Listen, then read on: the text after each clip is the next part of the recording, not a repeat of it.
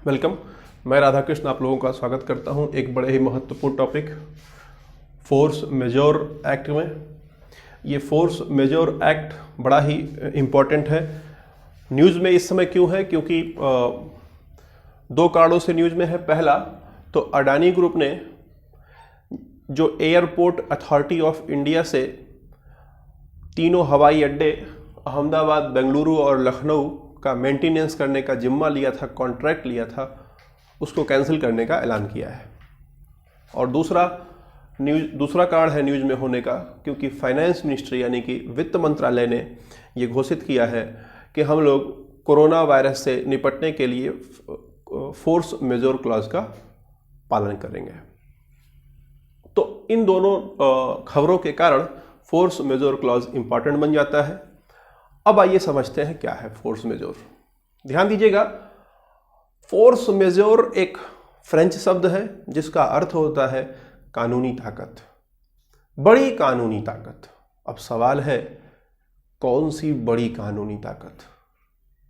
तो बोलता है वह बड़ी कानून, ध्यान समझिएगा, वह बड़ी कानूनी ताकत जो किसी कॉन्ट्रैक्ट से बाहर निकलने का अधिकार देती है, उसे फोर्स मेजोर कहा जाता है। किसी कॉन्ट्रैक्ट से बाहर निकलने का जो ताकत, जो पावर आपके पास होता है, उसे ही फोर्स मेजोर क्लॉज कहा गया। ठीक है, आइए समझते हैं सबसे पहले कॉन्ट्रैक्ट क्या होता है। बोलता है कॉन्ट्रैक्ट जो है वो प्रत्येक एग्रीमेंट या प्रॉमिस, कोई एग्रीमेंट, बोलता है दो या दो से अधिक ग्रुप के बीच, जैसे मान लो दो ग्रुप है, दोनों ग्रुप के बीच किसी प्रकार का वादा हुआ है, तो उन वादों को अगर कोर्ट में अपील करने लायक बना दिया जाए तो उसे कॉन्ट्रैक्ट कहेंगे। मतलब अगर ये दोनों वादा कर रहे हैं एक दूसरे से और वादा करते समय कुछ ऐसा किया जाए कि अगर ये अपना वादा ना पूरा करे या ये अपना वादा ना पूरा करे तो कोर्ट में इसको ले जा करके इसको पनिश किया जा सके, इसको दंडित किया जा सके और इसके नुकसान की भरपाई की जा सके, इसी को कॉन्ट्रैक्ट कहते हैं। ठीक है, यानी दूसरे आसान भाषा में क्रिएट म्यूचुअल ऑब्लिगेशन, यानी ऐसी चीज जो एक दूसरे के प्रति प्रतिबद्धता उत्पन्न करती हो, उसे कॉन्ट्रैक्ट कहा जाता है।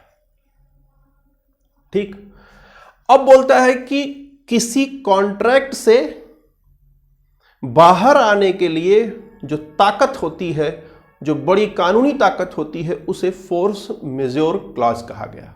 ठीक है, इसको आसान भाषा में कुछ यूं समझते हैं। मान लेते हैं कि एक गांव है जिसमें ढेर सारे लोग दूध पैदा करते हैं। ठीक है, और एक कोई कंपनी आती है, वहां पर दूध की लग जाती है, दूध की कंपनी, फैक्ट्री लग जाती है दूध की। अब फैक्ट्री ने दुकानदारों से या फैक्ट्री ने गांव वालों से दूध लेने का किसी पर्टिकुलर कीमत पर वादा किया कि हम अगले 5 साल तक आपसे दूध लेते रहेंगे, इसकी कीमत ये रहेगी, फला कीमत रहेगी। क्लियर है? अब ये निर्धारित हो गया कि एक निश्चित कीमत होगी जिस पे गांव वाले दूध देंगे और उस निश्चित कीमत पर फैक्ट्री दूध खरीदेगी। ठीक है, फैक्ट्री अब उस दौरान न तो कीमत घटा सकती है और न गांव वाले कीमत बढ़ाने की मांग कर सकते हैं। ये क्या है? एक कॉन्ट्रैक्ट है। समझ पा रहे हैं बात आप? लेकिन बोलता है तब क्या होगा जब कभी ऐसी परिस्थिति आ जाए कि कोई एक या दोनों अपनी ड्यूटी परफॉर्म कर पाने की स्थिति में ही ना हो, यानी जो उनका कर्तव्य है उसको पूरा कर पाने की स्थिति में ही ना हो, तो क्या होगा? मतलब ऐसा भी तो हो सकता है कि जहां पर फैक्ट्री लगी है वहां भूकंप आ गया हो। अब जहां पर फैक्ट्री लगी है वहां भूकंप अगर आ गया तो भी क्या गांव वाले पहुंच करके फोर्स कर सकते हैं कि आप दूध लो उसी कीमत पर, और अगर नहीं लोगे तो हम कोर्ट चले जाएंगे और आपको पेनल्टी भरनी पड़ेगी। या गांव में कुछ ऐसा हो जाए कि कोई बीमारी फैल जाए, सारे जानवर मर जाएं और दूध न पैदा हो रहा हो, तो क्या ये कंपनी पहुंच करके गांव वालों के ऊपर केस कर सकती है? क्या ये कह सकती है कि हमें दूध चाहिए, तुमने हमसे वादा किया था कि हम हर समय आपको इतना कम से कम दूध दिया करेंगे इस रुपए में, और इस समय नहीं दे रहे हो, इसलिए अब हम तुम्हारे ऊपर केस करेंगे और भरपाई तुमको करनी पड़ेगी। समझ पा रहे हैं बात आप? तो कोई ऐसी परिस्थिति, बात समझिएगा, जब ऐसी कोई परिस्थिति आती है तो ऐसी परिस्थिति में जो भी कॉन्ट्रैक्ट एक दूसरे से साइन किया गया होता है, उस कॉन्ट्रैक्ट से बाहर निकला जा सकता है।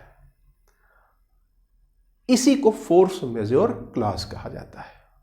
ठीक है, अब ध्यान दीजिएगा, अगर हम अपने इतिहास पर चलें तो भारत में जो इंडियन कॉन्ट्रैक्ट एक्ट है वो 1872 में बना हुआ है, यानी अंग्रेजों के समय से बना हुआ है।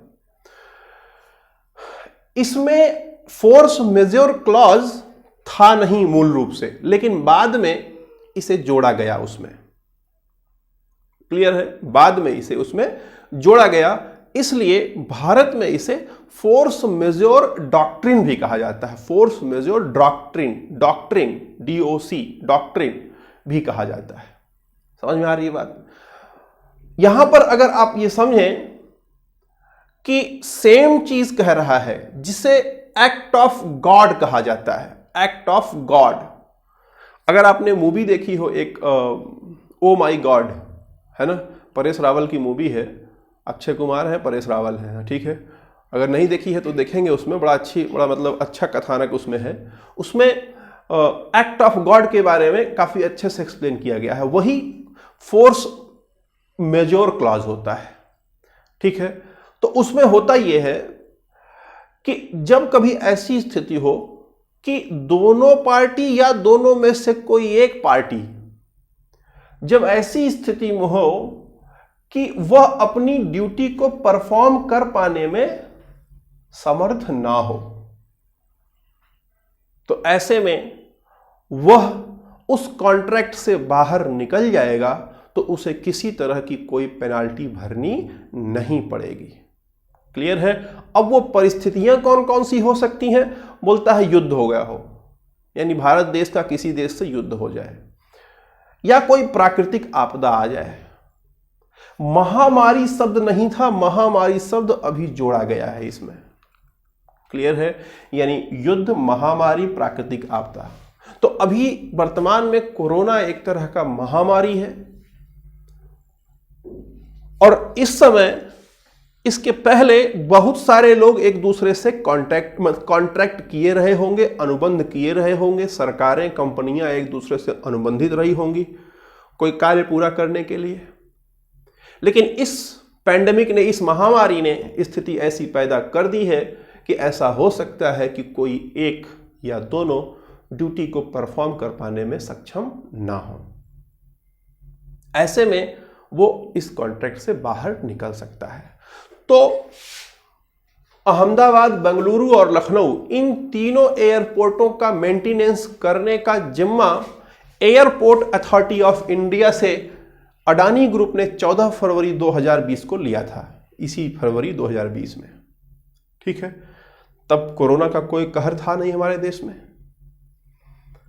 समझ आ रही है बात?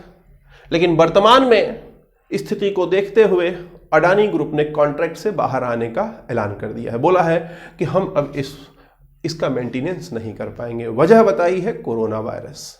क्लियर है? अब क्या उन्हें एयरपोर्ट अथॉरिटी ऑफ इंडिया को भरपाई करना पड़ेगा या नहीं करना पड़ेगा? अब इसके लिए मामला कहां जाएगा? कोर्ट में जाएगा। अब कोर्ट में जाएगा तो कोर्ट दो चीज देखेगी। क्या जब कॉन्ट्रैक्ट किया जा रहा था तो उसमें फोर्स मेजोर क्लॉज लिखा गया था या नहीं लिखा गया था? अगर लिखा गया था तब तो यह आसानी से बाहर आ सकता है, लेकिन अगर नहीं लिखा गया था तो भी यह बाहर आ सकता है यदि कोर्ट को ऐसा लगे कि ये अपनी ड्यूटी परफॉर्म कर पाने की स्थिति में नहीं है किसी महामारी या किसी कारणवश या एक्ट ऑफ गॉड के कारण ये अपनी ड्यूटी को परफॉर्म कर पाने के लिए इसके पास आवश्यक चीजें नहीं है। तो ऐसे में वो उससे बाहर निकल जाएगा और उसको किसी तरह का कोई पेनाल्टी भी नहीं भरना पड़ेगा। भारत के फाइनेंस मिनिस्ट्री ने भी यही घोषणा किया हुआ है कि वो भी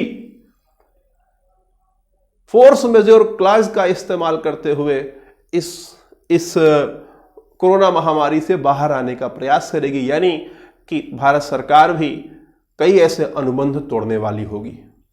क्लियर है? उम्मीद करते हैं कि आपको पूरा फोर्स मेजोर क्लॉज समझ में आया होगा आसान भाषा में, या अगर आप एकदम बिल्कुल आसान भाषा में समझें तो पहले के लोग जब गाड़ी या इस तरह की सुविधाएं नहीं थी तो लोग जब जाते समय विदा लेते थे तो बोलते थे फिर मिलेंगे यदि जिंदा रहे तो। ठीक, तो फिर मिलेंगे ये तो वादा रहा, ये प्रॉमिस रहा। यदि जिंदा रहे तो ये क्या रहा? ये आपका क्लॉज रहा, यानी अगर जिंदा रहेंगे तो ही मिलेंगे। समझ आ रही बात? प्रॉमिस तभी पूरा होगी जब हम जिंदा रहेंगे, यानी कि यहां पर ये प्रॉमिस तभी पूरा कर पाएगा जब वह कार्य कर पाने की स्थिति में होगा। उम्मीद करते हैं कि चीजें आपको समझ में आई होंगी। बने रहने के लिए मेरे साथ धन्यवाद। अच्छा लगा हो तो इसको शेयर करिएगा। Thank you.